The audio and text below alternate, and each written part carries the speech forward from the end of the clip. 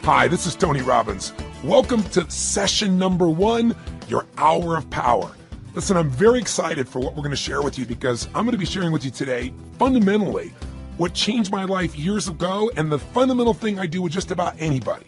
I mean, what I do whether I'm working with a president of a company or a young person, a pro athlete or a mom or a dad. Somebody wants to make a change, and we're going to go beyond philosophy into the real mechanics, the real strategy, the real tools. This is where it all starts.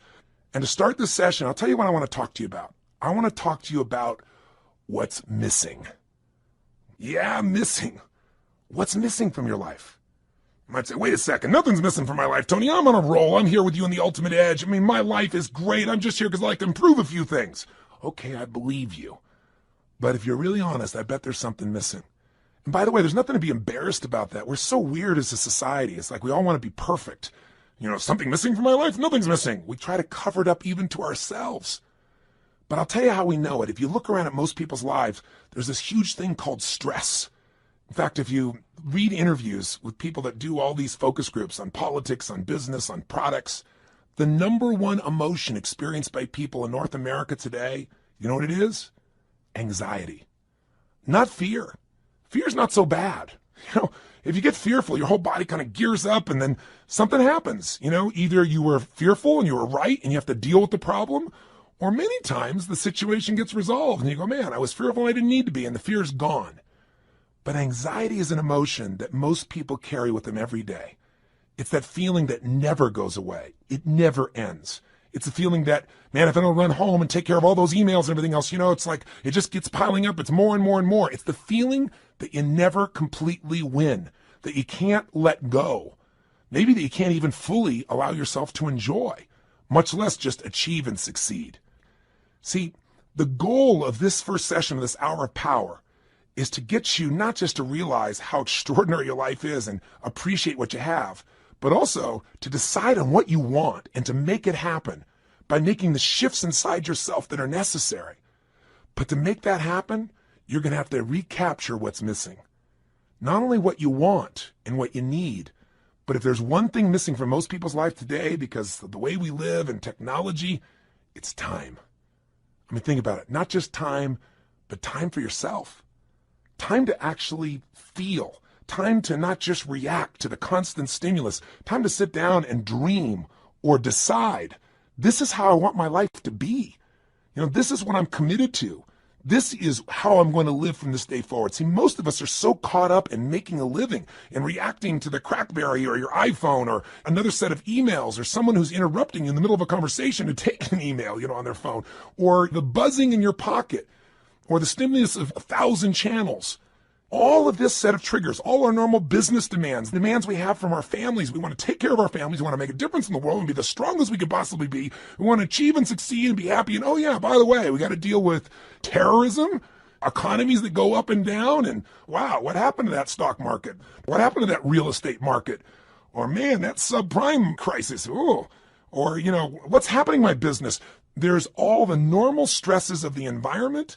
And then there's how we've begun to live. And I'm here to say to you that if you will give yourself one gift, if you give yourself the gift a little bit of time to think, to feel, to be, to condition your body and mind to work together, the whole game can change.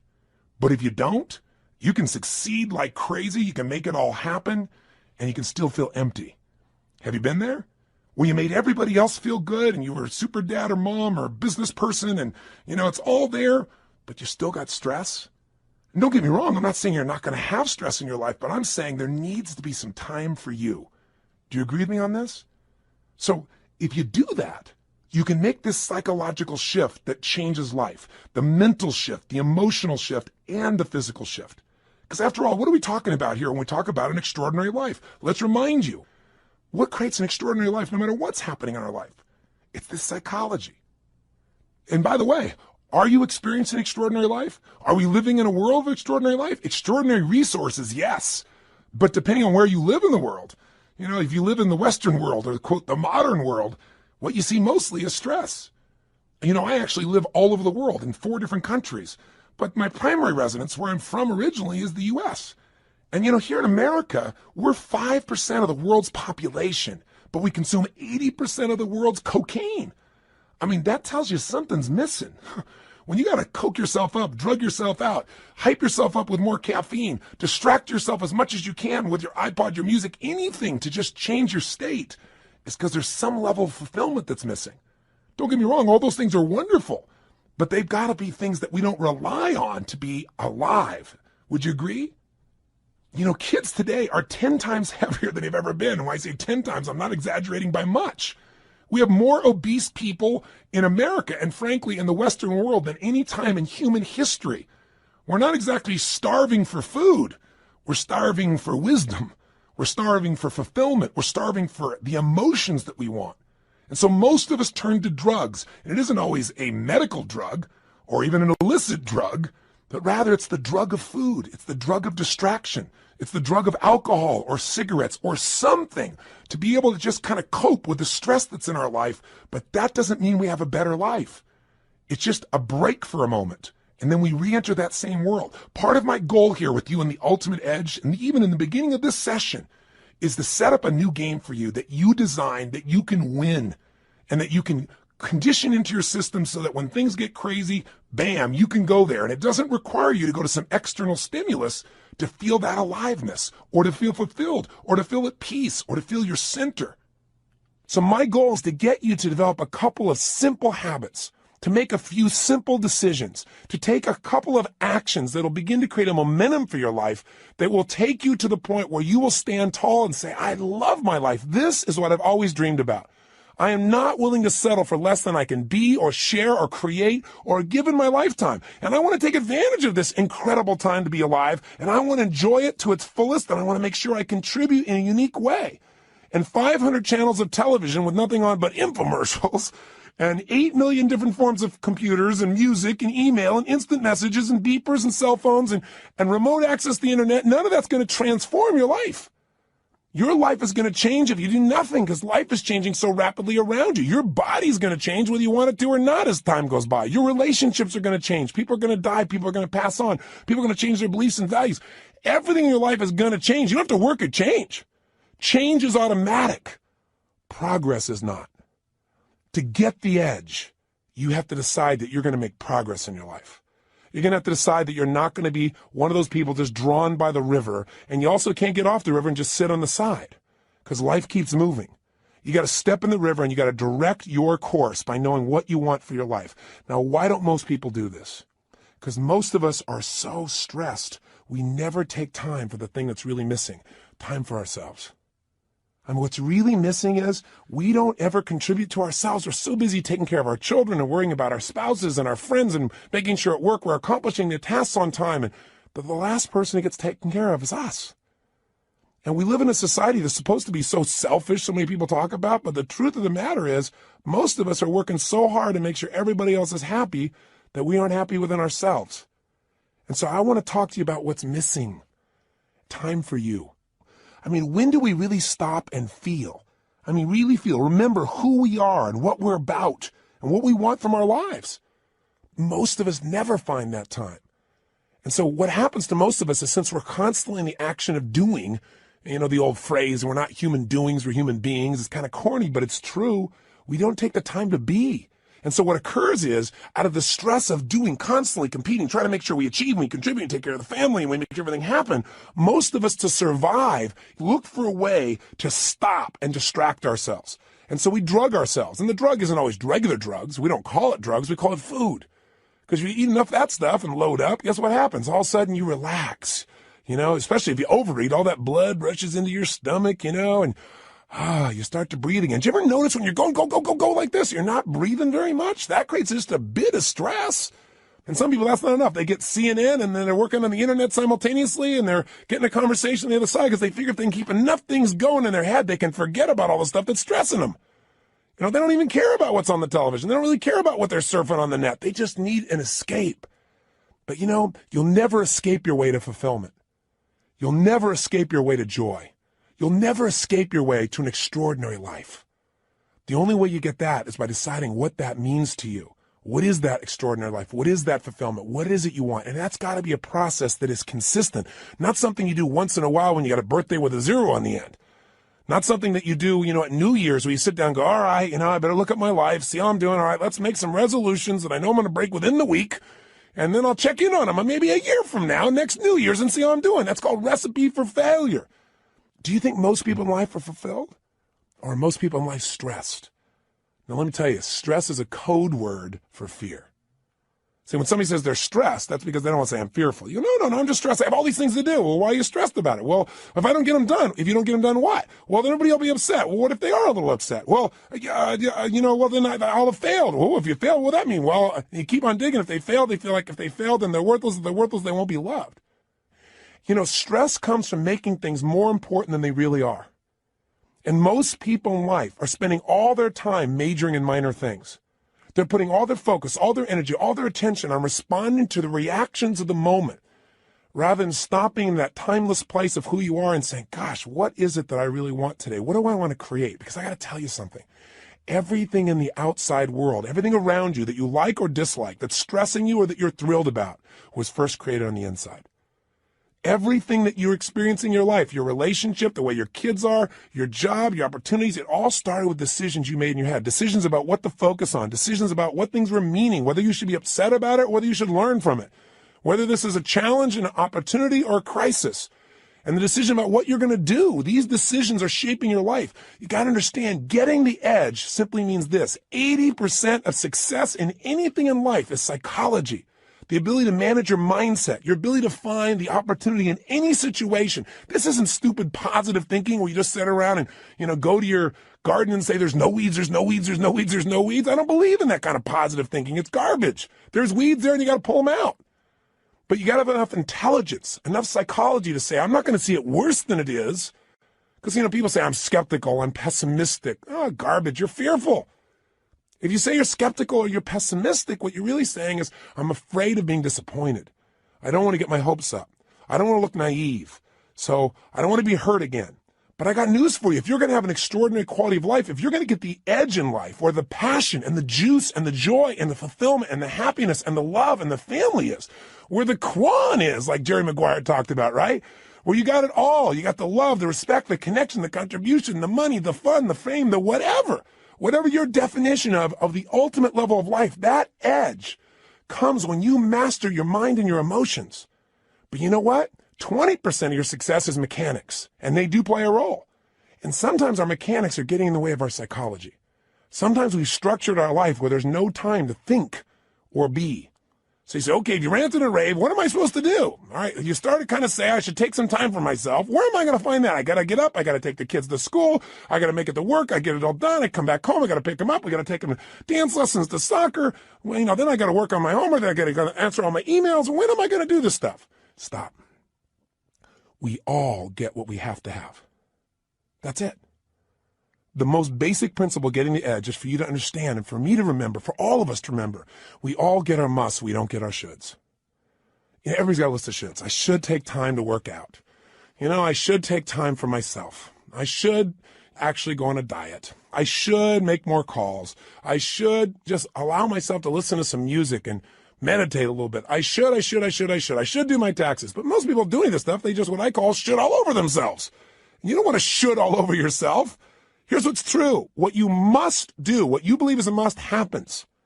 Right now, you're earning what you must earn and not a dime more. Not what you want to, don't get me wrong. And listen, I know I sound like I'm ranting. That's because I'm a nut. But by being a nut, I've achieved a lot. I've achieved a lot of things in my dreams and goals that have happened because what I am is I'm unreasonable in my expectations. So if I sound unreasonable, it's not to be disrespectful and it's not just a rant. It's because I know I've spent the last 30 years of my life now with more than 3 million people from every walk of life, from presidents of countries to presidents of companies to parents to children, best sports people in the world. I've had the chance to find the difference in people, and the difference is in their unreasonable psychology. That unreasonableness has gotten them to say, this is a must and I will settle for nothing less. And those individuals, whether it's a woman like Rosa Parks on a bus who says, no, I will not move to the back of the bus. That was completely unreasonable. She had no way to back it up, and she changed the world. Or a little lady, tiny woman with no background, no education, no money, who decides she's going to change the world, Mother Teresa. person who, by the power of her will, her psychology, her unreasonableness, by making it a must to help people that no one would help, by making that her must, she changed the world. When she died, every major leader in the world flew. 100,000 people lined the streets to watch a woman who supposedly had no resources. Unreasonable men and women shape the world. If you want to get the edge, you got to get unreasonable. The way you get unreasonable is you turn your shoulds into musts. And I'm here to tell you, you're earning what you must earn. You have the time you must have. If you say to me, I really want a relationship, but I'm not in one, then your relationship's a should and not a must. What's really a must is you don't want to be hurt. It's a must not to be hurt. And if it's a must not to be hurt, you're not going to be in a relationship. Because if you're going to be in a relationship, there's going to be hurts. That's part of the nature of a relationship. But there's going to be more joy than you could ever imagine too. Right? The advantage. You want to get the edge? Get over your fear and tell yourself the truth. We got to take a specific time each day where you break away from the hypnosis of the culture that tells you to settle for less than you can be, that tells you not to get your hopes up, that tells you should protect yourself, that tells you that basically your life cannot be what you dreamed about as a child. And I'm here to tell you that as long as you buy into the culture, you'll be like the majority of the population who have no advantage and have to settle for a life that really is what I call no man's land, a life where they're not really happy, but they're not unhappy enough doing about it, a life where there is no passion and no real drive. Just that sinking feeling that your life does not have a real meaning or a real purpose, but you got to continue. That's a place no one wants to live, and that's unfortunately where the majority of people live. Do you agree with me on this or disagree? If you disagree, I'm respectful of that. But if you want more, and if you believe that that's possible, and you're the kind of person that won't settle, then this is the first session in you reclaiming your power. It's the first session in you putting your foot down and saying, I will not be denied. It's the first session in you saying, my body, my mind, my emotions, my relationships, my finances, my career, they're not going to be perfect, but they're going to be extraordinary. And it won't be overnight, but what will change overnight is my expectations of myself. Not my expectations will suddenly be perfect without any work. This is not a little cajoling session to say, I'm going to pump myself up. I'm going to be Stuart Smalley and say, I'm good enough, I'm strong enough, I'm kind enough, and by golly, people like me. No! Some people don't like you. Some people are going to fight to try and keep you from achieving. Some people are going to tell you you're wasting your time. And some people are going to try and trip you up with people that you love. And it's not because they don't love you or they're trying to hurt you. It's they don't want to be left behind. Or they don't want, your success to make them feel inferior, like you're achieving, or even if you're not succeeding, even if you're striving. And they're not. There's contrast in that. That's part of life. You don't have to think anything else is to be dumb, and you're not dumb, or you would have turned this tape off a long time ago. So give this thing to somebody I don't like. This guy's crazy.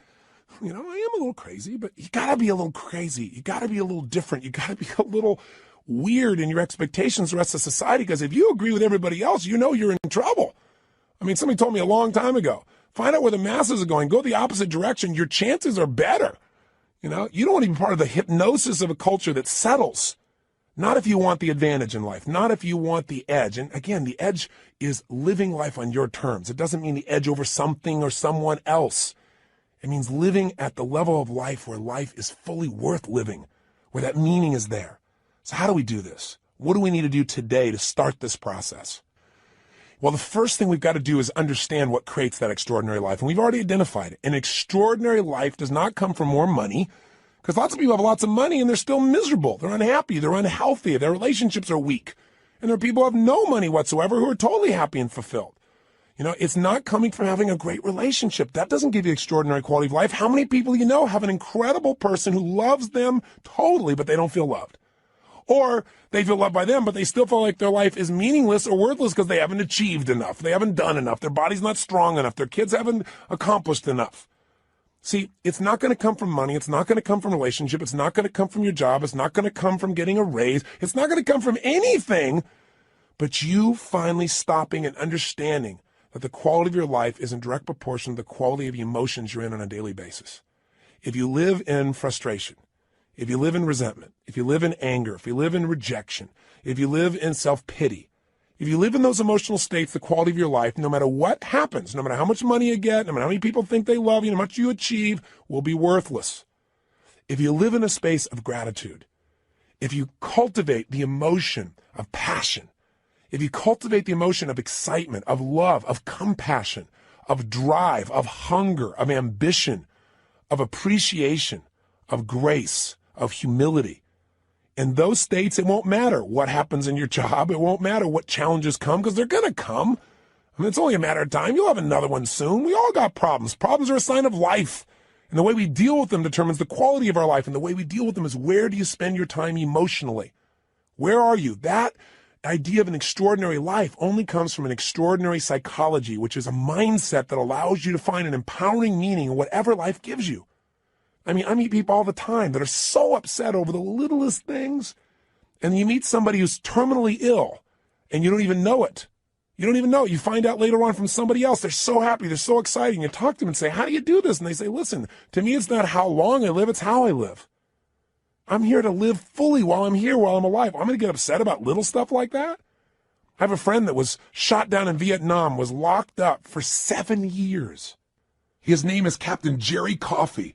And Captain Coffey and I have been friends for several decades now, but I'll tell you, the greatest thing he did that allowed him to make this one of the best experiences of his life, which is ridiculous as that sounds, he really experiences and believes, is because he developed a set of rituals while he was in that prison that allowed him to take control of his body, his mind, his emotions, and to this day, they live inside him. One of the most valuable things of this session, the reason we call it this hour of power, and the shortcut to it, by the way, is called 30 minutes to thrive, or at least 15 minutes to be fulfilled. Everybody's got 15 minutes, is a set of rituals of what you're going to do with your body, your vision or focus, your emotion, your language, that will gear you up to be able to handle anything. Where literally whatever happens, you'll be able to say the same thing about that aspect of your life as Jerry Coffey said about those 7 years. See, in any moment in time, you can be upset about anything. Because what's wrong is always available. I mean, if there's nothing wrong with you, if you got kids, there's something wrong there. I promise you. Just look. Or there's something wrong with your spouse. There's something wrong with your boss. Or there's something wrong with the world. There's something wrong in Africa. There's something wrong somewhere. What's wrong is always available, and so is what's right. If you don't consciously decide what you're going to focus on every day and make it a priority, then weeds grow automatically. You don't have to plant weeds. They're automatic. You don't have to worry about gravity. Something's going to pull you down unless you use your will to stand up and move. You go, well, it's just natural to be down all the time. Well, then it's natural to lie on the ground, right? But how we have an extraordinary life is we resist the natural forces. I remember years ago when I met Norman Vincent Peale. He was amazing. He was 92 years old, and he was doing a seminar. And I was 32 at the time. And I thought, gosh, only 60 more years of this. And so I said to him, I said, Norman, what are you doing still going out here doing seminars at 92 years old? And he was so cute. He turned to me and he said, Tony, there's still a few negative people out there. I started laughing. I said, you're the best. And I said, tell me, what's the most important thing you want people to understand when you're talking? He said that problems are a sign of life. He's the person I got that from. I said, what do you mean? He said, well, everybody's talking about how they don't want any problems. He said, but the only people that have problems are people that live in cemeteries. And I said, I heard that somewhere. He said, well, yeah, I said that in 1936. I said, my God, he's been around a while. But the reason I tell the story about him is the idea of resistance. He said to me, when he first met Gene Tunney, who was the heavyweight boxing champion of the world back then, he said, I went up to Gene and I said, Gene, how do you get muscles like that? And Gene looked at me and said, do you really want to know, or are you just asking? And Norman said, actually, I was just asking. But he said, I didn't say that to him. I said, yeah, I want to know. And he said, Gene looked at me. He got really intense. He put this grimace on his face. He made his bicep really huge and showed me the size. And he said, you know how I get this? Every day I push against enormous amounts of resistance. And my pushing against that resistance sculpts these muscles. They expand by demand. I thought, wow, expand by demand. That's pretty cool. And Norman looked at me and he said, I thought about that for a long time. He said, you know what I realized? He said, I realized that God gives us problems because problems are the resistance that we have to push against to sculpt our character, to sculpt our souls. And he said, if we didn't have any problems, we don't have a life. And I thought, he's right. The only thing I want is a better quality of problem. In the beginning, I had the problems like, how do I eat? How do I take care of myself? Then in my business, how do I get someone to show up? Then it was like, oh my God, we can't get a big enough stadium. These are quality problems. I have to remind my team of that. But the reason I tell you that is whether it's a problem or whether it's an opportunity, it comes down to focus. If you're in a lousy state, everything's a problem. When you're feeling strong, when you're in that place, when you feel alive, then all of a sudden what used to be a problem is like, we can handle it. But if you don't do something every day to get yourself in that state first, and you first get hit with stuff, I promise you, you're not going to deal with it the same way. So let's get right to the point here. If you're going to have an extraordinary life, that life where you are juiced, then all that means is you're going to have a life where the primary emotions of your life are the ones you want. See, it doesn't mean that life works out every way you want. Sometimes it rains on your parade. Sometimes the events of your life you can't control, but you can control what it means to you. And when you control what it means to you, you have the ultimate power of your life. You have the edge, the ultimate advantage. See, I'll give you an example. Did you see that movie that won the Academy Award, Life is Beautiful? It's a story of a man who has an extraordinary life. Not because he has more money than anybody else, not because he's in a situation where everything is easy, but because he's alive. He has this joy about him. And by the way, if you've actually ever met Roberto Benigni, the man who plays this character, you know that he lives this way day to day. You know, he was authoring this thing from himself. He's such a joyous guy. And when he won the Academy Award, you never saw so much emotion. He was like a little boy, and everybody loved it because nobody else has the guts to be that way. Or they've forgotten what it feels like to just feel, to be alive. What makes him extraordinary? An extraordinary psychology, an extraordinary mindset, an extraordinary way of looking at the world. And in the movie, the man has that, doesn't he? And who does it affect? Everyone. Everyone within the realm of his influence. His wife feels like the most cherished person on earth, and so does he. Because when you give that kind of love and that kind of joy, people give it back. It's infectious. His son seems so happy, and they're in the middle of the Nazis taking over their country, and if you know the story, I won't run it, you know that they get picked up. And there's such a connection amongst the family that the wife is not being sent away, and she gets on the train with them. And they're in the middle of this camp. This man with his extraordinary psychology figures a way of looking at the situation for his son, presenting it so that his son sees it as a game. Isn't life a game anyway? Instead of this horrible situation. And because he has that perspective, in the end, his family survives. See, if you want your family to survive, if you want them to succeed, if you want them to have joy, if you want your kids to have a lasting love, if you want to be able to give gifts in your life and not just take care of yourself, then you got to have an extraordinary psychology within yourself. It's not where you live physically, it's where you live internally.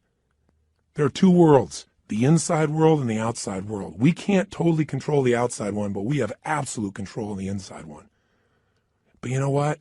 Most of us are too busy to take any time to check out and see how it's going on in here. Or we just accept it as this is the status quo. This is who I am. This is my life. Or I'll get to it later. Mañana. I got to handle this first. Something else that's not so important. I want to invite you, my friend, to take the time to say, I'm going to have every day an hour of power. Every day I'm going to have at least 30 minutes to thrive. Or 15 minutes to be fulfilled, for God's sakes, where I'm going to take those 15 minutes and I'm going to focus on everything I'm grateful for. I mean, if we're going to have a life, we got to have time. And the time has to have some specific things we do, and one of those is gratitude. If you want to know what's the quality of your life, how much time do you spend in gratitude? How much time are you grateful and appreciative to the point that emotion wells up in you? I'm feeling it now. I'm so grateful to God. I'm so grateful to have the privilege to serve you right now. So if you can get to that state, everything changes. I'll give you an example. If you think about being fearful, when you're fearful, you're not grateful. And everybody's got fears. Fear they're not enough. Fear that it won't work out. Fear they won't be loved. Everybody's got that at some level unconsciously. We're human. So you can put the fear aside when you're grateful. I don't just mean intellectually. Yeah, I'm grateful for this. I'm grateful for that. I mean stopping, thinking, seeing, and feeling.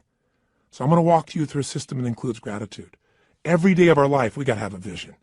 Every day of our life, we got to have something that excites us. When people tell me, oh, I'm bored, I'm tired, that thing is boring. No, you're boring because you don't have something that excites you in your life. You haven't come up with a vision. You haven't come something to move towards. We all need something that's going to make us use more of who we are, our courage, our passion, our joy, face our fears, build our emotional muscles.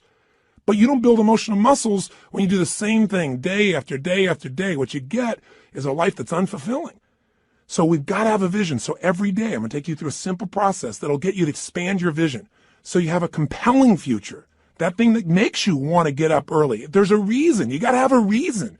And, I have friends that have sold their companies. One guy sold his company and made almost $1 billion in cash, about 800 million plus. And, he was so excited for about 2 months, maybe 3.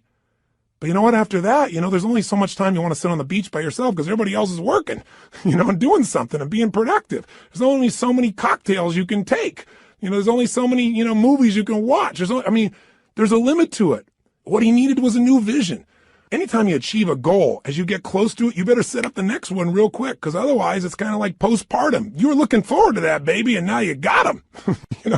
And sometimes in the middle of the night, you're going, what did I do here? Have you ever had that experience? I got 4 kids. I can relate. I hope you can.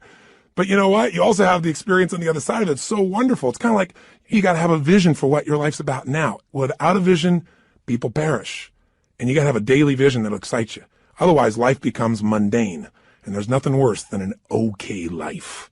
I told you, you're not going to have that when we're done here. I promise you, if you get this little habit, you won't have to settle for a mundane life. What people are going to go is, what happened to you? Because there's an excitement in creation. There's not a lot of excitement in maintenance. You have to maintain your body. You got to maintain things, but creating things, that's what God created us for. Gave us the gift to make choices that could create new things, businesses, ideas, families, friends, a garden. And it's available to every one of us. But if you don't got a vision each day, then the day is not going to have much juice, is it? So every day there's got to be a little time for vision, right? Time for gratitude, time for vision. Every day you got to move. I'll tell you why most people are unhappy. They don't move. Look at our lives today. Most people live in a box, don't they? And then what do? They get up in the morning, have a box cereal breakfast, right? And then they get in their box and they drive. And sure enough, they drive to their box office. They go up a box elevator. They type on a box. They talk on a box. They have a box lunch. They drive their box home. They turn on a box to be entertained. And maybe they just really go for the variety and have a cylinder to try and change their state. Listen, life has got to be about movement. When you move, you're alive. Emotion comes from motion. The more you move, the more you feel. Motion in your voice. For me to have this voice change, I'm changing the way I move. You saw me right now, you think I'm a maniac because I'm moving different ways, but that's how you feel. And by the way, the less you move, the less you feel, the less alive you are. If you're totally rigid, totally inflexible, no movement, this is known as death, right? So if you have emotionally, you're stuck, move. So every day you got to move. Now that can be a simple, gentle form of exercise, but it's something that's got to happen. And by the way, if you want a great relationship with anybody, what do you got to have? Some time with them, don't you? How about you? And not only do you have to have time with them, but maybe have a conversation with them. And most of us got conversations in our head, but we're not directing them. So we're going to show you each day how to have a conversation that you direct, a way of directing your mind, of shaping your mind, of conditioning your mind. It's kind of like going to the gym and just getting in the best shape of your life, but it's the best mental, emotional, spiritual, physical shape. And you don't need me to do it. I don't have to follow you around the rest of your life. This is going to be something you're going to do for yourself. And remember, if you don't do this every day, it's okay. I don't do it every day either. But I'll tell you what I did. I did it for years. I did it for months in a row. The way I shifted myself is I realized I can't do this once in a while. I got to drive it in my body. And I did. The physical change, the focus, the language, until I literally felt it, breathed it, experienced it. I literally drilled and programmed my mind that I would follow through, where I would expect the best, where I would take action without hesitancy. If you're not yet getting the result, come back to this process. If you miss a day, just do it the next day. But I will tell you this, if you do this for the next 30 days, 21 minimum, couple of weeks, absolute minimum, I'm talking at least 15, 20, 30 minutes, you're going to get momentum. You're going to get addicted to this. You're not going to be doing like it's a chore. You're going to look forward to this time with yourself. You're going to come out so vital and strong for your day, or at the end of the day to get ready for the next one. You're going to love it. And I will tell you, I've talked to people who've done this for years and then they stop for a while and then something else showed up in their life and they know exactly where to go to get back on target. They come back to this hour of power. And you don't have to do the full hour. Just do 15 minutes to be fulfilled. Do 7, 8, or 9 minutes where you move your body. You get focused on what you're grateful about. You focus on what you really want. You do some incantations and you'll be rocking and rolling. And if you do that, you'll get momentum. Pretty soon you go, oh, let me do at least 15 minutes. Oh, man, this is feeling good. Let me go for a half hour. Don't you deserve at least 30 minutes out of your day? Out of 24 hours? An hour out of 24 hours to have the power and the juice and the excitement and the strength be activated in you? Listen, all this stuff's in you. But if we don't focus, if we don't activate it, we're not going to have the power and fulfillment we deserve. But if you do, I'm telling you, life, whatever you've dreamed about creating or shaping or experiencing, it'll be a cartoon compared to the experience you'll actually have of your life or what you'll really create. I know this not only from my own experience, but from millions of other people who do it. This has got to become your baby, your time. Take it, use it, live it. By the way, this is a process you're going to do for yourself. I'll be here for you on this audio program, this Ultimate Edge, but you don't need me. This becomes a ritual you can do on your own. You ever want to kick in the butt or you want some guidance, come back here and I'll be here for you. But this is something you can do for the rest of your life. It's not creating any dependency. This is your life. This is your process. And it'll be your reward. So how does it work? Well, let's do this first. It's time for you to make some discoveries. So I'm going to ask you, just take a moment. And if you have our journal there, you can do it in a journal. You can do it on a piece of paper. You don't make it rules driven. Just do it. Don't just do it in your head. I want you to write down all the emotions you experience in an average week. And on one side, write all the good ones, the other side, all the bad ones. Now, when I say bad ones, there really are no bad emotions, but the ones that are painful and you don't like. So all I want you to do is write them down. And when you write them down, try not to edit them. Don't try and say, well, just do it this way. If you experience this emotion on a consistent basis, doesn't mean every day, but at least once a week, write it down. The ones you consistently feel, not the one once in a while you feel this feeling, because what this is going to tell us is where you're really living right now. This doesn't tell me your income. I don't care, but I care about what you're passionate about. I care about what hurts you. I care about what you love. I care about what moves you, and you do too. And you don't even have to tell me the what's. Let's just figure out the feelings first. So please take a moment right now, because now we're going to begin to stop talking and we're going to start the process of doing. First step here is let's figure out where you are. Write down now, on one side, all the emotions you consistently feel in a week that are positive, on the other side, all negative. So stop the tape right now, or if it's a CD, just pause it and get yourself to this right now. Go ahead. Are you still listening? I'm not going to continue until you do this. Come on here. You got to get the right. Don't just listen. Okay, if you're in your car and you say you can't do it, then turn off the CD or tape, stop it, pause it, and do it in your head at least. Or pull the car over. You're worth figuring out where you are. Cars are going to go by. You're going to drive the rest of your life. You're still going to get there. It'll take 3 minutes. Come on, be one of the few to do. Pull over. That's it. Pull over right now. Sit down and write this out just for a second. I promise you it'll be worth it. Go ahead and do it. Do it right now. So now you have some emotions that you really want. How do you create them? And you have some emotions you don't want. How do you get rid of them? Well, what if I told you you literally could change how you feel in an instant? Well, you know this is true from your past experience at times, right? There are times where you're totally upset and then something got your attention and now you're laughing. You know, people can be literally at a funeral and they're in a terrible place and all of a sudden something cracks them up. I mean, it's pretty rare, but it has happened. People can be in a place where they're in the worst situation and somehow they find all their determination. How to do that specifically is what I want to show you real quickly now. And I'm going to give you a quick overview of it, but I'll give it to you in 3 parts. 3 things you need to feel anything. These are the reasons why you feel anything. In other words, if you feel sad or upset or frustrated or depressed, there's only 3 reasons. And if you change any one of these 3, you're going to change how you feel. And if you change all 3, you'll change how you feel completely. If you're feeling happy, if you're feeling excited, if you're feeling euphoric, if you're on a roll and you want to know why you feel that way, yeah, maybe great things are happening in your life, but there's a reason why you feel that way in this moment. Sometimes you have great things happen in your life and you still don't feel great.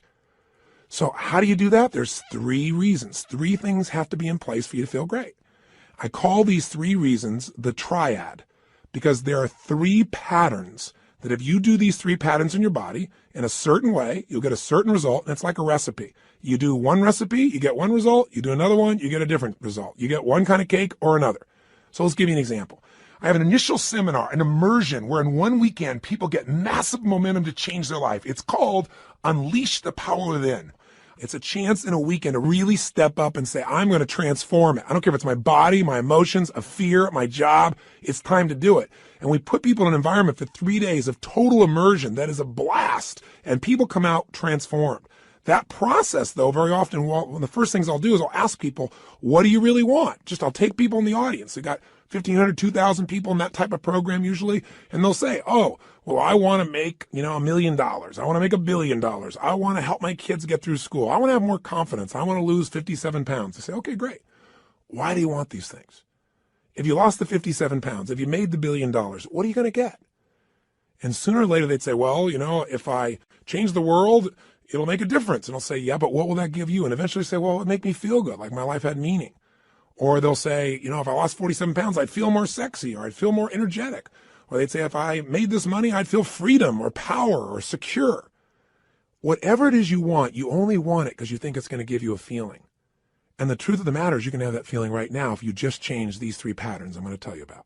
So the first pattern that determines how you feel is not the event, but what you do with your body in this moment. Right now, you're feeling, whatever you're feeling right now as you're listening to me, is related first to how you're using your body. If you're slumped over, if you've not been using it, if you're tired, you probably feel different than if you're listening to me walking right now as an example. Now, I'll give you a more specific example. If I were to tell you that there was a depressed person behind curtain number 1 over here, and for a $100,000 donation to your favorite charity, if you could describe them physically without seeing them, I bet you could do it, couldn't you? What's their posture like? You know, say it or think it at least. You can say it. No one's going to hear it. You're probably in the car. You're walking. People talk on phones all the time. They don't know what's going on. Speak to me. Seriously, what's their body like? First, their posture's probably what? Slumped. Where are their eyes? Down. Where's their head? Down. What's their breathing like? Full or shallow? Of course it's shallow. Their facial expression, up and tight or slack? You know it's slack. Now, how come you know all these things without me telling you? Because you've practiced this stuff before, haven't you? We all have if we've ever experienced this. Now, if you do this with your body, I don't care who we are. If you do these things to your body, you're going to feel lousy. You're going to feel depressed. Now, if you change the way you use your body, if you put your shoulders back, if you breathe, if you use your voice in a different way, if you move or gesture in a different tempo, it's hard to feel depressed in that way. In fact, there was a research study that was done early in my career that was done at UC Berkeley. And they did something that sounded insane. Traditionally, if somebody's depressed, if they go to a traditional psychiatric approach, today we live with a philosophy that depression is merely a Prozac deficiency. You know, that we live in this world today that if things aren't working out, let's not resolve what's going on inside you. Let's just drug you. It's called better living through chemistry. Yeah, just drug you and keep on going. We do the same thing with kids today. We got this attention deficit disorder. They've now upgraded it to ADHD, attention deficit hyperactive disorder. This couldn't be the fact that kids are overstimulated, don't get enough focus or attention, and don't know how to use their energy in a world where things are going so slow when they're learning in school compared to how they are on the internet and on MTV or anything else. It must be that we should drug them into submission so they get as slow as us and we're comfortable. It's an interesting way that we look at life today. The truth of the matter is these kids are using their bodies in ways that aren't acceptable, but they're not being directed. We go for the quick hit. We want the instant solution, even if it isn't the long-term solution that makes us more healthy. You can get a solution, but it may not be sustainable in a healthful way. The bottom line is, in that approach, we usually drug people. So at UC Berkeley, they tried something different. No drugs. Did something you're going to think sounds so stupid. Here's all they did. They came up with a simple approach. They took people that were clinically depressed. This means you achieved high levels of depression. You've got certification now. You are clinically depressed. You are an achiever at the depression level. This means you practice this pattern on a regular basis.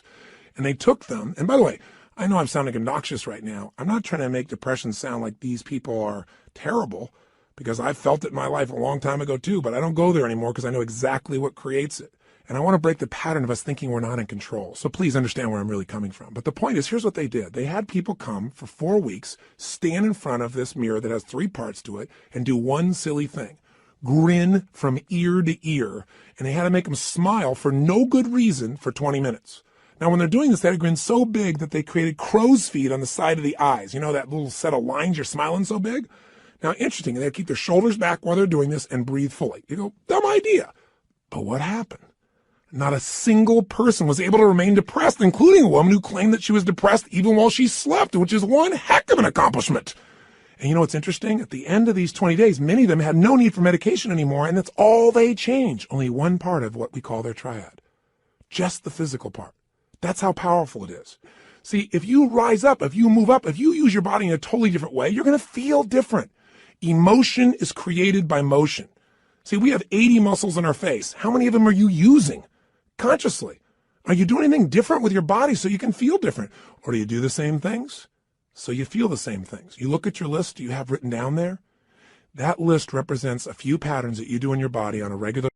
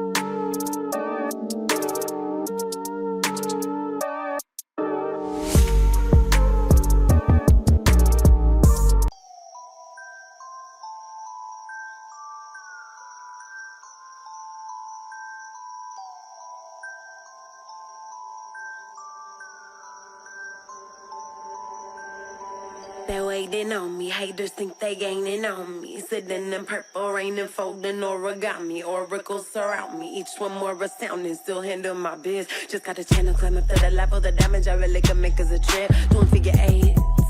Ace, are you coming back now? But it's way too late. Just trying to be grateful. Just trying to be great. Yeah. And one thing it taught me is this is the moment to get it. So have faith and don't hesitate. Where my bad girls at? Bad girls at? From the front to the back, front to the front to the front to the front to the front. But it work right now, work right now. Put it work, let me see, put it work. Put it work, let me see, put it work. Work. Put it work.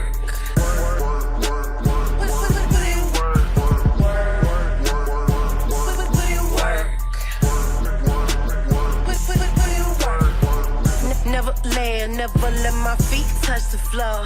I just flow in my zone, you can't touch us though. Keep it moving, UFO, I just got to go. I can't touch the floor.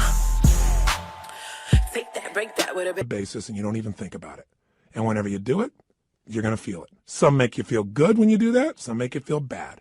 By the way, when you think about a movement, to breathe, you got to move. To sing, you got to move. To speak. If I start talking like this, I'm moving organs in my body in a different way than if I start speaking more like this.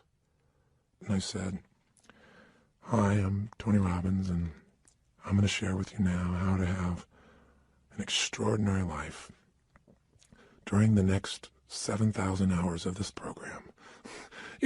Turn this guy off quick. There's got to be some combination of energy there, and that energy comes because I'm not sitting in a chair here. I don't have a script in front of me. I'm looking at this microphone. I'm visualizing your face, and I'm trying to think what I can give you that I know will make a difference based on 25 years of experience. And I'm telling you, the number one thing is change the way you move. Change the way you use your body, and you'll change the way you feel now, instantly. I don't care how bad you felt if you change it. Now, if you just change it for a second and you move your hands up for a moment, you make a little minor change, you'll get a minor change in feeling. But if you make a radical change, if you go, yes, I'm doing this now, I'm sick of this, I promise you're going to feel different if you go, I don't know what to do. I know this sounds so stupid, but it works. And you know what? The best study of life is what works, even if it's simple. It's nice to have things simple. Why do we have to make it so hard to feel good? Here's the second part of the triad. The second part is the pattern of focus and belief, and they relate to one another. See, whatever you focus on, you're going to feel whether it's true or not.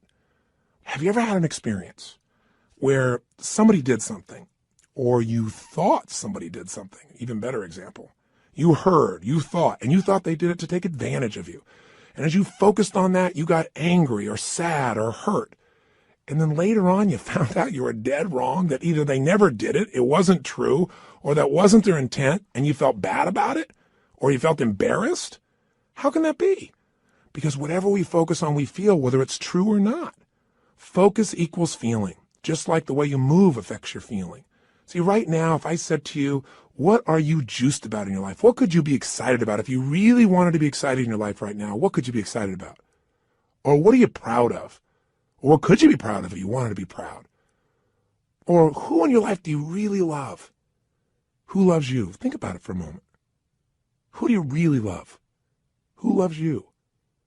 By the way, how does that feel when you focus on or you think about someone you love? See, whatever you focus on, you're going to feel. Focus equals reality to the individual, even though it's not reality in actuality. I'll say that again. Focus equals reality to the individual, even though it's not reality in actuality. That's a complicated way of saying whatever you focus on, you're going to feel, whether it's true or not, because your brain doesn't know the difference between something you vividly imagine, that's called focus on, or something you actually experience. It's very powerful. If you use this to your advantage, it means something very simple. How fast can you change how you feel? As fast as you change your focus. As fast as you change the way you move. See, right now, if you're focused on something that's really upsetting or something you're worried about or something you're fearful about, you're going to feel those feelings. If you focus on something you're really grateful for, you're going to feel a totally different set of feelings. See, you are in control and you can change your feelings in an instant. The problem is we don't believe we can change that fast. And the second problem is we have patterns of doing this, don't we? We tend to, on a regular basis, focus on what overwhelms us or focus on what we're upset with in our spouse or focus on why we failed in the past. And if you keep focusing on things where you didn't succeed, guess what? You're going to feel like a failure. And when you feel like a failure, you're not going to take action to make things better. You can't build on the past that doesn't work. But you can also focus on what you want, on what you want to create. You can focus on the solution. Hey, when you got a problem, everybody's got problems. But 95% of your time has got to be spent on the solution. 5% on the problem. Most of us spend all the time describing the problem more and more and more and more detail, and we wonder why we feel overwhelmed. Focus is the secret key to changing, and you can do it in an instant. One way to change your focus is to change the third thing, your language patterns. See, all day long we're thinking. What's thinking? All day long you're asking and answering questions with yourself. Should I do this? What does this mean? Why is this? Where is this going on? That's what initiates thinking, is a question. You know what the problem is? We have patterns of questions we ask that don't serve us. Some of us ask questions like, how come this always happens to me? Well, it doesn't always happen to you. But if you ask a lousy question like that on a regular basis, your brain goes, because you're an idiot. You know, how come I can never lose weight? Well, you can lose weight, but ask a lousy question, ask and you shall what? You receive. How come I can never lose weight? Your brain says, because you're a pig. You know, come up with a better question, for God's sake. See, questions direct us. Questions are a form of language. And if you want to change your life, one of the things I have people discover is what questions you're asking. And also, what phrases do you say a lot? Because phrases hypnotize us. We have certain words by themselves that'll change the way you feel. If somebody says to you, hey, listen, I think you're mistaken about that.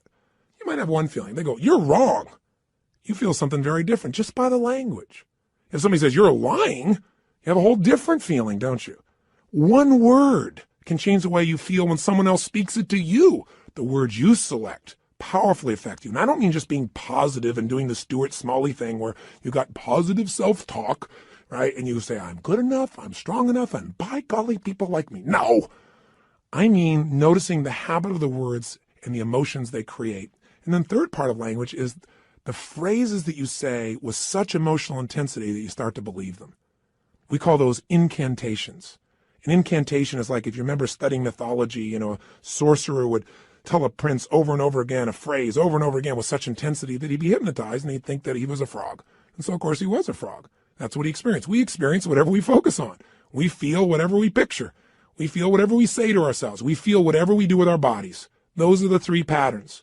If you change those three patterns, any one of the three, you're going to change how you feel. If you change all three, you're going to radically change how you feel. If you change the pattern of how you use your body, if you change the pattern of what you focus on daily, which, by the way, I'm going to show you a technique for doing today that could change your life. Very simple. If you change the pattern of what you say to yourself with the emotional intensity you say it, you're going to change the pattern of how you feel. Now that means you could pick any feeling you want and say, if I want to feel that way, what do I do with my body? When I'm in that state, how do I move? How do I speak? What do I do? Let me try it. When I'm feeling that good, what do I focus on? What do I really focus on? And by the way, what does it mean to me when I focus on it? Because you can focus on something and one person looks at it and says, because that happened, that's why I can never be close to another man or woman in my life. That's why I can never trust again. And somebody else had the same experience. And they go, you know, because that happened, you know what? I've learned so much about myself. And because that happened, I appreciate the person I'm with now so much. You can't have a foreground without a background, right? That's the secret to life. We have absolute choice. We have absolute control about how we feel, and whatever feelings we put in our lives on a regular basis will determine the quality of our lives. So you can have frustration, anger, upset, overwhelm, insecurity. You know, you can be fearful. You can live in a state of guilt, worry, whatever, or you can live in a place called passion, joy, thankfulness, gratefulness, connection, love, wonder. And if you create those emotions on a regular basis, are you going to have a different life? You bet you are. Okay, so how do we take these three understandings and make it so we don't have to think about it, but we actually, on a regular basis, condition ourselves to have the great emotions we want and get rid of the emotions you don't want? Well, first step is awareness. See, next time you start to feel like, oh, I'm so frustrated, I'm so angry about this, notice what you're doing with your cheeks. What are you doing with your mouth? What happened to your breathing just now to do that? What's happening to your eyebrows? Are you tightening your fingers in your hands? Because we all have very specific things we do to get into our version of anger or frustration or tired or overwhelmed. Does that make sense? Just notice what's happening in your body. Say, okay, I'm not breathing. That's a clue. Let me start with a little change there. My mouth is so tight, I can't even talk. That might be a clue why you're a little uptight. So loosen your jaw. Second thing, okay, what am I focusing on? I'm focusing on how, this isn't working. Now, to help you understand the belief part, ask yourself, in order to feel this way, what would I have to believe? In order to be frustrated, what would I have to believe? I have to believe that it should be better than it is, and it's not, and it's not working. Well, maybe it isn't working, but is that going to help you to focus on it isn't working? Let's focus on what we can do. Or if you say, I feel like it's hopeless because in order to feel hopeless, I have to believe that there's nothing I can do. Is that really true?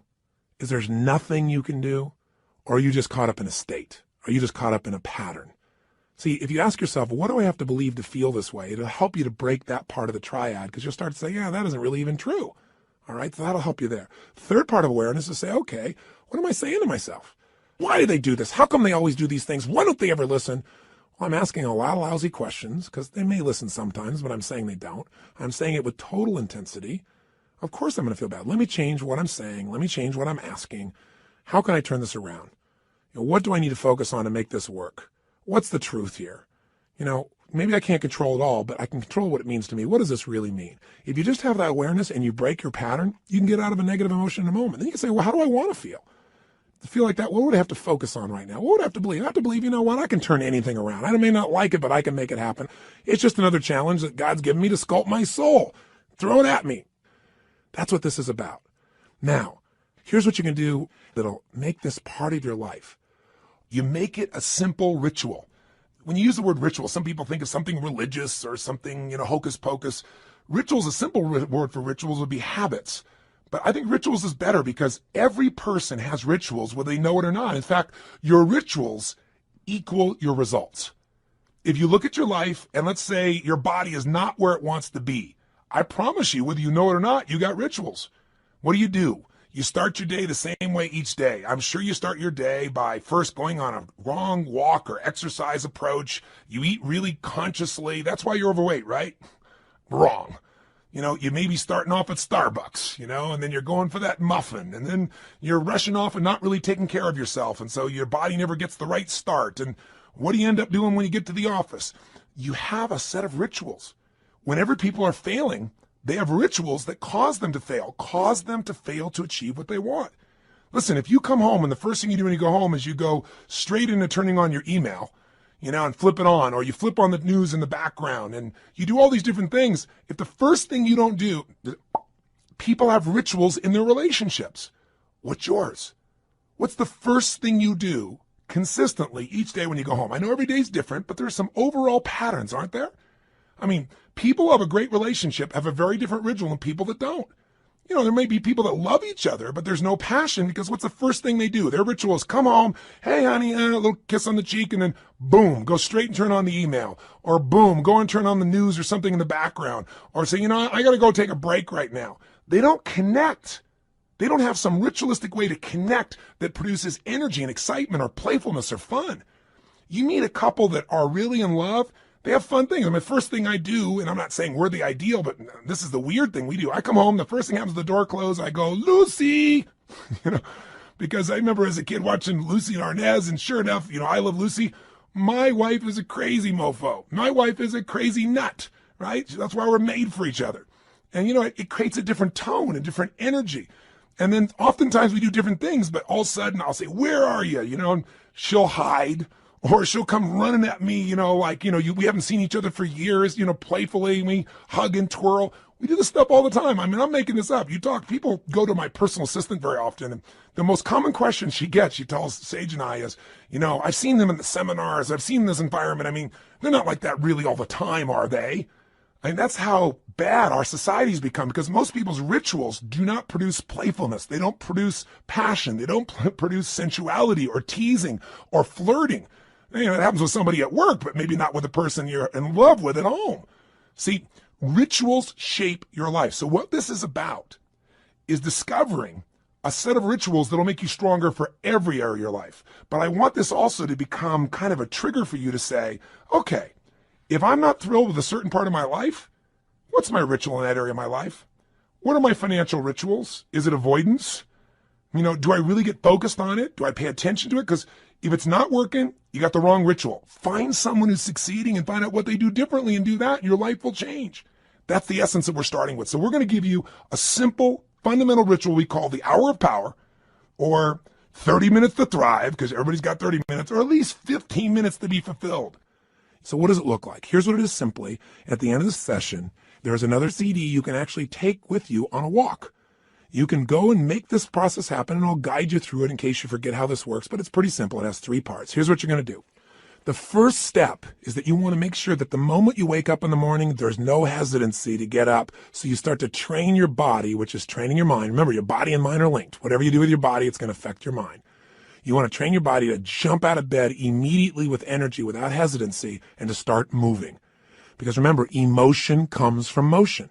We've got to move. Now, ideally, you would exercise in the morning. There's a lot of reasons to do that because of all the times. And by the way, I'm a night person, so I understand if you go morning, I ain't jumping out of bed in the morning. I turn on around midnight or 1 in the morning, and sometimes I don't go to bed to 4 or 5. So what I'm talking about, you can adapt, but just hear me out. The ideal time to work out is in the morning, because if you exercise in the morning, you turn on your metabolism and you have it for the whole day. If you don't exercise, you get no metabolism and you just keep gaining fat and your body loses its strength and you lose muscle every single year, especially as you age.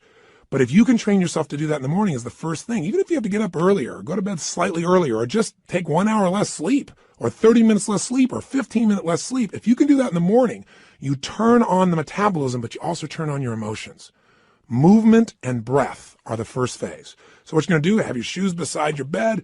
And if you've got somebody to do this with, it's even better. I mean, if you got your lover and the first thing you do is get up in the morning and you can spend time walking with them, that's great. But you get up and you physically move. You go for a walk anywhere. You get outside. You get out of the house. You move immediately. Now, walking doesn't sound very dynamic and you may want to run, but you walk first to start warming up your body, warming up your metabolism. And as you're walking, there's a pattern of breathing that when you do it, it will stimulate your body to cleanse itself and it'll start to move everything you need. And the ratio of breath is you're inhaling 4 breaths in a row. So it's, and then you're exhaling 4 in a row.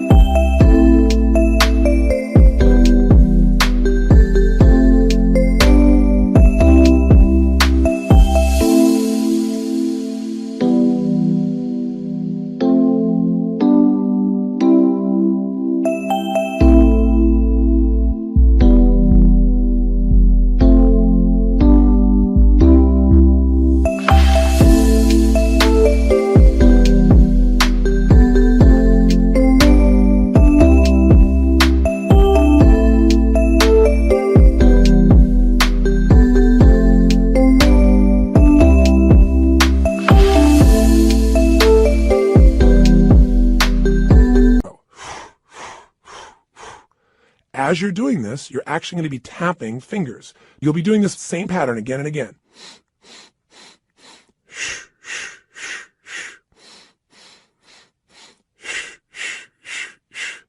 This pattern of breathing will alter your state. You will literally, after doing this for about 5 minutes, begin to feel radically different. Now, you're going to inhale through your nose, as you probably heard, and exhale out your mouth. Now, this is something called breath walking. There have been studies done on this at MIT, and it literally alters brain functioning, but you don't have to know the studies to be able to feel what it does in your system. So all you're going to do is for the first 5 minutes, enjoy yourself. Get up. You don't have to worry about, oh, I got to run right now. My back's sore. You just get up and you start to walk. You walk for about 5 minutes with this breathing pattern. Step 2, you get grateful and you begin to visualize. So in phase 2, what you're going to do now is you're going to cultivate the emotion of gratitude. What you're going to do very simply is, remember I said fear disappears when you're grateful. The minute you're grateful, you're rich. When you have everything in your life to be grateful for and you don't feel that emotion, you got nothing. You're poor. So this has to be a daily emotion. It's like the antidote to all the stress, the antidote to all the frustration. But you got to cultivate it, because if you go into a state of depression on a regular basis, pretty soon your body goes there automatically because it's conditioned, it's trained. It's like what we call anchoring it. By going into that physiology, by breathing, and by visualizing. So what you're going to do is you're going to focus on and ask yourself, what are all the things in my life I'm grateful for while you walk? So you're outdoors, you're moving, so your pattern of physiology makes you feel good. Now, as you're moving, you think about everything you're grateful for. And I usually start with a circle. I start with myself right here and my wife, Sage, and I think about all the things I'm grateful to God for in my life, my health. I start to think immediately, okay, my family members, and I think about them and I send love to them. I make this spiral of thought going out. And then I think about my close friends and my close business associates and then all the people I get to serve through my work in the world. And I just expand it. You think of moments you're grateful for. You know, a moment that I had with my son where he shared something with me that just made me cry. It was so beautiful. You know, there are moments in your life. So what are we doing? We're moving and breathing. That's changing your physiology. We're being grateful. That's a focus. And so now you change your focus. And now what you focus on is everything that you really want in your life, but you focus on it from a state as if it's already been achieved. I honestly start just giving thanks for it as if it's done. I am so grateful that that business deal has come together the way it has.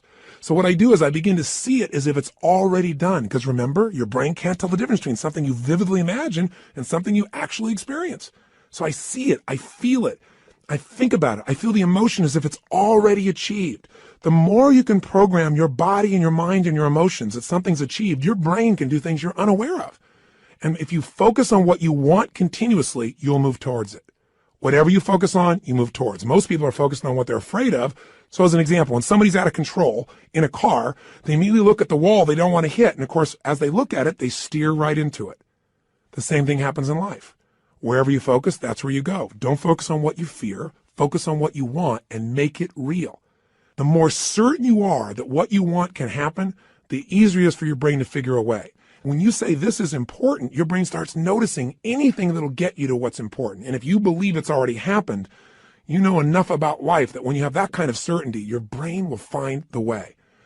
Now you start focusing on today. What do you want to create today? You think about meetings you're going to have. What do you want to make that happen? Instead of going, oh, I got to go to this meeting. What do I want?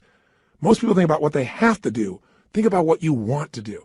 Who do you want to turn on, excite, make happy? Who do you want to make laugh? What do you want to achieve there? What do you want to accomplish? See, the more you can see it in advance, you got to remember, everything that's in your outside world started in your inside world. Everything in my life, my kids, my businesses, this conversation with you started as something in my head, and now it's real. The same is true for you. You got to create in your head first the way you want it if you want it to show up in your life the way you want it. Most people create in their head what they don't want, and so of course they keep manifesting what they don't want. So even for this day now, focus on what do you want to create out of this day. Think about what's coming up. How do you want it to go? How do you want to feel? How could you respond? And just get yourself juiced about the day. So now what you need to do is incantations. So if you're walking, as you're walking, you can be doing this. You can even be doing it with the same breath you started with, or you can be going, I love my life. I love my life. I love my life. You go, that sounds so positive, thinky tone. But you know what? If you do it over and over again, you're going to be vibrating. I've done incantations my entire life. It's how I've conditioned myself. 25 years ago, when I first started speaking, I was 17 years old. I'd made some changes in my life really quickly, and I started sharing it. And I didn't have speaking skills, but I had a state. You know when you're in state and things just flow? It's just like having a conversation. You don't have to think about it. It comes out of you. But I made myself get in state because I was fearful. So I said, I got to focus on how to serve, not on am I going to do a good job. I need to focus on giving, not on how am I going to do. If you focus on how you're going to do, you're going to get worried. So I created an incantation, and I've done it for 25 years before I go on stage every single time. If anyone's been backstage, they'll see what I do. I make a big change in my body, take an explosive breath, shh, and I do this thing I call a power move that stimulates my body so I'm at the strongest state I can be. Second thing I do is I do my in your head. That doesn't affect you. Speaking engages your physiology, and when you speak with certainty and intensity, it conditions you. So the bottom line is you do this while you walk. So if you're conscious about this, you can do it under your breath, like I said. You can do it in a breathing pattern. You can do something simplistic, like, every day and every way I'm getting stronger and stronger. As you're jogging, as you're walking, every day and every way I'm getting stronger and stronger. Some old phrase from an old book from years ago. Anything will work as long as you say it with intensity. Every day and every way I'm feeling happier and happier. Every day. And you say it again and again. And what you'll actually get is a rhythm. I'll tell you what incantations do in case this sounds stupid to you. Maybe it'll help. Have you ever made the fatal mistake of going to Disneyland and getting on a ride called It's a Small World After All? If you have, you know the power of incantations, because what's stuck in your head for the next 3 weeks? That song in 37 languages, right? Or if you hear a song and you get it in your head and you can't get it out, and it goes on and on and on. Well, this is a way to get the right idea in your head and condition it, but not just the idea, the feeling. So now what you need to do is exercise, ideally 20 minutes, no less than 15, 30 even better. And if you can do 45 minutes, that's wonderful. And that's how you get to the hour. And so at the end of this hour of power, you want to celebrate. You want to say, my God, I got myself to do this thing that set me up for victory. Now, you won't have to work at celebrating, I promise you. You'll feel so good, you'll be vibrating, especially if you did the incantations. Now, this process, you might say, well, I'm not going to run 5 times a week. And you don't have to. You can just go on a walk.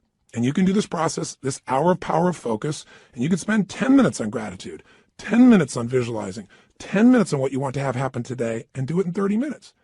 This is your freedom. But I can tell you, if you'll give yourself an hour, where 15 or 20 of those minutes are based on these three things: massive changes in your physiology that make you feel great, massive changes in your focus that make you focus specifically on gratitude and specifically on what you want to have happen and feeling like it's already been achieved, and then massive changes where you push your body to be stronger and you make some incantations, you say some phrases over and over, at least 5 or 10 minutes of it, you will have conditioned your mind, your body, your emotions, and your spirit will soar. And now you will deal with problems radically differently. There won't be problems, there'll be challenges for you. And more importantly, you'll be excited to connect with people. You'll be excited about your projects. You will affect people around you in a different way because you will have an extraordinary psychology. Now, by the way, these fundamental rituals, they really come down once again to doing something to change your body, something to change your focus, something to change your language. And where did I come up with this? Well, the biggest changes of my entire life have always been engaging those three forces. I mean, I've called it the triad then, or the hour of power, but these are the things that changed me. When I was in my very early stage of my life, and my mother and father got in this major conflict, and my mom got really upset, so she kicked my father out, and you get a sense of who was the power in the relationship by that description, don't you? But the bottom line is she thought I was on his side, so I went out next, and it was Christmas Eve, and I had to figure out how to survive. And so one of the things I did was I stayed at some friends' houses. I dealt with, I lived a pretty intense and crazy life at that stage. I was 17 years old, and I was working as a janitor. And I worked in a place called San Marino, California, and I was living in a city called Azusa. I was still in high school, and I would literally take buses to be able to get to this place in San Marino. I worked with two banks, Security Pacific Bank and Lloyd's. And I loved being a janitor because I could work in the middle of the night and you got paid for results. Instead of lollygagging along, man, I kicked butt. I went in there, put, the equivalent of my iTunes on, but in those days, it was this big 8-track portable player. That shows you how ancient I am. But I carried it around from room to room, and man, I just kicked butt. And I got through that thing, they gave me 6 hours to do, and I think I used to do it, if I remember right, like in 3.5 or 4. But it took hours to get there, hours to get back. Not just one bus, but I had to make connections on them. So long story short, I'm doing this, I'm not getting much sleep and getting up in the morning, going to school, and I'm burning out, but I'm still sticking with it. And I'm upset with my mom because I feel like she is not listening to me. And frankly, this is not an attack on my mom. Thank God she did this. This made me so strong. At the time, I hated her guts, honestly. But, she was pushing me in ways I didn't really realize at the time. You don't always understand as a kid. I just had my own story about it. But all I knew was I was trying to survive. And the bottom line of the story, and the reason I'm telling you this in terms of rituals is this. I'd finish maybe 1:30, 1 o'clock in the morning, and then I'd get out there and I'd jump on that late night bus and start the long journey home. Well, interestingly enough, on this night, I get out there, I'm waiting for the bus, and I'm going, I know I didn't miss it. And I kept my eye out on it because, I couldn't afford to miss the bus. It's the only bus till morning, or, I don't know when, hours and hours later. I never discovered that, but I knew I had to be on that bus. And nothing came. An hour went by and nothing came. An hour and a half went by. Now I don't know the real time. I can't remember honestly, but somewhere around 2:30, 3 in the morning, and I'm freaking out. And so sure enough, guess what? Somebody comes by and goes, "Hey kid, what are you doing?" And I said, "What are you talking about?" This man, he said, "The buses aren't coming," because I was sitting on the bench. He said, "There's a bus strike." So what do you do? I didn't have any friends with cars. I couldn't, quote, call home and get a lift. So I finally thought, I got to get home. And I started walking. I thought, at this pace of walking, I am never going to get there. So inside of me, something just snapped. Something got mad. Something got intense. And what I started to do was started to jog. I thought, I can't jog all this way home. And then something inside of me went, you're going to find the way. You're going to find the way. And I started doing these incantations. In those days, I just started reading these books on programming my mind, some of those old basic books. And I started, as I was jogging, going, every day in every way, I'm getting stronger and stronger. Every day in every way, I'm getting stronger and stronger. And then after doing this over and over again, it became like an addiction. You ever had one of those songs get stuck in your head? Did you ever make that fatal mistake of going to Disneyland and riding on that ride called It's a Small World After All? And then that song is stuck in your head for like next 3 weeks in 167 languages. Well, this can happen in a positive way. This incantation, I kept changing. I'm getting healthier and healthier. I'm getting stronger and stronger. Honestly, I think in the very beginning I went, I'm going to show her. I'm going to show her. It was anger initially, honestly. I'm going to show my mom she can't stop me kind of thing. And then it converted into joy. I ran from San Marino to Azusa. How long is that accurately? I can't tell you to the exact mile, but it's roughly 12 miles. I'd never run 3 miles in my life. But I want to tell you something. At the end of that run, I never felt stronger in my entire life. I felt like I could storm through anything. Nothing was going to stop me. And that created a whole new momentum in my life. And what was it? Physiology, focus, and language at the most intense level. And literally to this day, when I have faced things in my life over the last 20, 30 years, I can pull back up that moment, that experience without even thinking about it. It almost gave me, it's like it made that fundamental muscle. Now, after that time in my life started to take off. And eventually, obviously, mended things with my mom and my family, and everything became beautiful. And equally importantly, I grew as a man. I wasn't a stupid boy who was just focused on himself. I really started to shift how I could contribute, how I could grow, how I could make a difference. And in a short period of time, at a very young age, here I was, a very successful young man. I was written up in newspapers and magazines. My nickname was Wonder Boy. My ego started to grow real big, And the interesting thing happened was, I then got beyond my comfort zone. I started feeling that third pillar. I didn't call it then, but I started feeling these inner conflicts. I mentioned this when I talked to you a little bit in that first session on decisions and destiny, but I found myself in a place where I was making a lot of money. And I grew up very poor. And I had this blueprint, this mindset that said, man, I've gone through, 3 divorces with my mom. I've seen these men come and go. All of those arguments were based on financial stress. That's the story I had in my head. Obviously, it was more than that. They had conflicts in their values and their beliefs, but I simplified it to that. So I thought, man, if I can earn enough money, I can make everybody happy. Love will be there. But it's not what happened. I went back and started hanging out with my friends, and all of a sudden they started like, yeah, you got money now. And I had all this judgment. I was never doing it for money. I was doing it because I wanted to make a difference, and I wanted to have some financial freedom too. So what I started doing? I started to sabotage myself. I didn't do it consciously. I did it unconsciously. Started not showing up for key meetings, started showing up late, started snapping at people. And I'm a loving guy, and I feel bad about it. And then I'd apologize to the person, but then I'd go do it again. It was like unconsciously. I wanted to get back to where I knew everybody would be okay with me. They'd be okay if I was successful, but not too financially successful. And the bottom line is, if you've heard the story of my life before, people come up and say, how did you change your life? When you're back there in Venice, that's where I was. I lost everything financially. I moved into this cheap little, 1-room bachelor apartment, not a bedroom, just 1 room. I was living in that room. I had my little cooking plate I had. I used to wash my dishes in the bathtub. 2516 Pacific Avenue, apartment 3A, if you ever want to check it out. I literally went back there years ago and knocked on the door to see who was living there and see if I could help them out, see if lightning could strike twice in the same place. That's a whole nother story I'll tell you sometime. But the point is, I found myself in this place where I was waking up each day feeling sorry for myself. My life was a mess. I was watching television all the time. I was eating to try and fill myself up because I wasn't filled up emotionally. And I gained 38 pounds in about 2.5 months. And again, that's not easy to do. So, what did I do? I kept eating and just not moving as much as possible. But what changed me was a series of events, one in particular, but a series of them that really made me feel humiliated, made me look at my life and say, man, somewhere inside of me, I know I'm more than what I'm demonstrating mentally and emotionally and physically and financially and spiritually. And the day that all snapped for me, the way I changed it was with the same ritual. I didn't think about it consciously. I just went, look, I got this big gut. I got no energy. I feel like I got no control over my life. So I decided I was going to go on a run. Now, going on a run is not something I'd done for several years at that point, at least 1.5 years. And I had this big gut. And so I put on, in those days, what used to be known as a Walkman. Don't know if you're ancient enough to remember those as well. You can see how I was...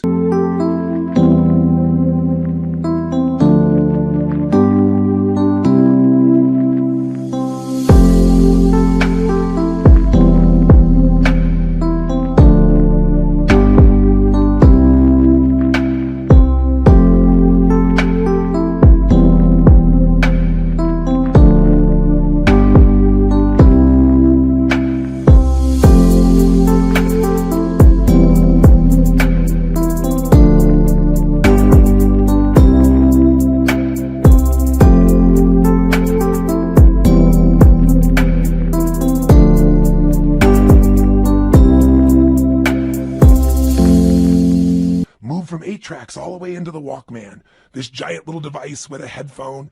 And I remember I played some music from a group called Heart. Do you remember them? They had a song called Barracuda. And I got on that beach and I ran as hard as I could humanly run until I felt like I was going to spit up blood, and I kept on doing it. I didn't know what I was doing at the time, but you know what I was doing. I was making a big change in my physiology. And I used the music to put myself in a peak state of focus. And when I was done, I took out this journal, I wrote a line down the middle of the page, and on one side I wrote everything I was committed to having in my life. Everything. And the other side I wrote everything I'm committed to not having in my life, which was most of how I was living. The relationship I was in, the way I was living physically, the way I was financially. I didn't even know how I was going to change, but I had an absolute vision for what I wanted. I was in a peak state physically, and I started doing incantations. I started doing these. I started going, God's wealth is circulating in my life. His wealth flows to me in avalanches of abundance. All my needs, desires, and goals are met instantaneously by infinite intelligence, for I am one with God, and God is everything. I remember it so vividly. I'm not looking at some script right now. I remember it vividly because I did it day after day after day. And I didn't just say these over and over again. I visualized God's wealth is circulating in my life, and I see the wealth of God coming to me in the form of love and joy and connection and making a difference. His wealth flows to me in avalanches of abundance. And I'd imagine avalanches of joy, of happiness, of impact, of money, of love, of fun, everything. I'd image it. I'd feel it in my body as it was happening. God's wealth is circulating in my life. His wealth flows to me in avalanches of abundance. All my needs, desires, and goals are met instantaneously by infinite intelligence. And I would say it with that intensity and see it. For I'm one with God, and God is everything. Over and over and over and over again, till I would wake up thinking these thoughts. God's wealth is circulating in my life. I would feel this connection to God. I'd feel this connection to nature. I'd feel a sense of abundance. And sure enough, whatever you focus on, where focus goes, energy flows. I started looking for answers. What did I do? An hour of power. And I continue to do this today. Anytime I want to strengthen myself, and sometimes I'm not even trying to strengthen, I just want to get in the state of momentum, I go and do my hour of power. And I do it different ways, but it always includes a change in the physiology, my focus, my language, my sense of vision and gratitude. And I can do it different times and create all kinds of variety and use music and elements, but it never leaves me. And by the way, I promised to tell you exactly what Pat Riley did. I said, how did Pat, when he lost the second game of the NBA championship, 2 in a row, and he's looking at his players and he sees that they don't believe they can turn this around, and all the media saying, only 2 teams in history have ever been able to come back from 0-2 and win the championship. And you don't have a historic team here. It's not like you have the greatest players in the world on your team. He's hearing all this. How do you find a way to find that internal certainty that could get him to not only believe, but do what's necessary to maximize his ability as a coach? How do you find enough certainty that he could transfer that to his team? He did his own version of Hour Power, does it to this day. Pat's way of doing it is he gets a little walk going, and then he does these yoga-like postures that cause him to make this radical change in the way that he's sitting, moving, breathing, and focusing. And then he starts to get visions. He starts to meditate, and he gets a vision for what he's really after, not what he's afraid of, what he wants. He asks quality questions that give him quality answers. And then, of course, he has his incantations for himself and for his team. They have a theme that they repeat again and again and again until it literally gets in their nervous system. One of Pat's most fundamental belief systems that he uses as an incantation with his teams as long as he was a coach was simply this: we are the best conditioned, strongest, toughest, most disliked team in the league. Because he wanted to be so strong that they could face anything. And all these guys get that in their body day after day after day. But it was in one of these sessions that he got the insight to say, we are winning. He got the vision. We're going to win 12 days from today. And then his second hour of power, he got the insight. Okay, I'm going to get these guys to have certainty because I'm going to tell them they're only bringing 1 suit. We're not booking in any other hotel rooms, only 1 night. There isn't going to be a 7th game. We're winning on the 6th game, and we're even going to book the venue for victory here in Miami that night when we get home. I'm going to box us in. He got that out of an hour power. And then the sharing of the experience of Martin Luther King's writings that came on his 3rd day of hour power during this process. You want insights? If you want an extraordinary body, it takes a ritual, doesn't it? A ritual of diet or a ritual of exercise. If you want an extraordinary emotion and spirit, it takes rituals.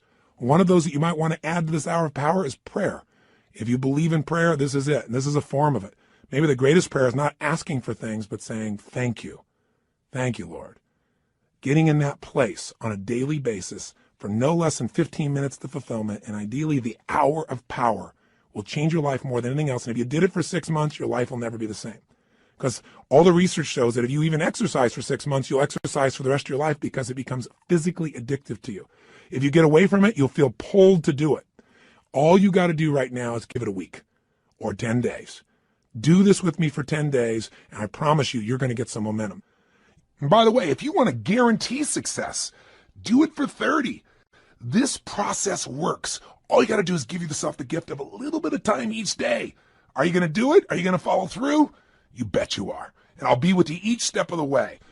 Now, I know this audio session is much longer than any other than a workshop, because I really wanted to hopefully engage you. My goal was to do everything I could to get you to give yourself what you deserve, and to tell you the 3 things that you got to take control of, and to remind you of the fundamentals that your life is nothing but your emotions. If you get the right emotions, you'll work out. If you're determined, you'll work out. You can change a state that fast, but you got to get the habit. Are you sold? I hope so, because the sale is for you. It's not for me. It's for you to create what you want long term. If you will do this, and you'll even do it 4 days a week, if you'll just get a habit that you'll commit to and not break, your pride will soar. Because when you just discipline yourself a tiny bit, and by the way, this doesn't feel like discipline, it feels like joy when you do it. But if you discipline yourself just a little bit, you get a positive habit you've consciously created, it spills over into all the areas of your life. So thank you for listening. And what I want you to do is, tomorrow I want you to go do this first thing in the morning. I want you to start out your day by doing this hour of power, or this 30 minutes to thrive, or these 15 minutes of fulfillment. Just do it. And by the way, if this sounds complex and I've overloaded you because it's been a long session, don't worry. I'll walk you through it fresh as we do it, but make sure you get started. The hardest part is the first step. The hardest part to get is momentum. So my friend, I plead with you. Give yourself this gift each day. I mean, this is really one of the most important decisions of your life. And I hope my crazy, outrageous approach pushed you in the right direction and didn't push you away. I hope somehow I found my way into your heart or your intellect or whatever part of you we've got to reach to push the button that launches your life to the next level, to the level it deserves to be. So this is the beginning of a brand new journey. And I'm really grateful that you've allowed me to be your coach in this first part of the process. I think we can make immense progress. So let's start taking real action. Let's not just talk a good game, you and I. Let's do it. Just get your butt out there, because once you get out there, you'll get out there again and again. You'll get that momentum. It'll take over, and the best of you will start showing up every day. And when the best of you shows up every day, you're going to start appreciating yourself, and so will everybody else. So today, look around you. Keep your eyes open for magic moments. They're all around. And be sure, if nothing else today, you live with passion today and every day.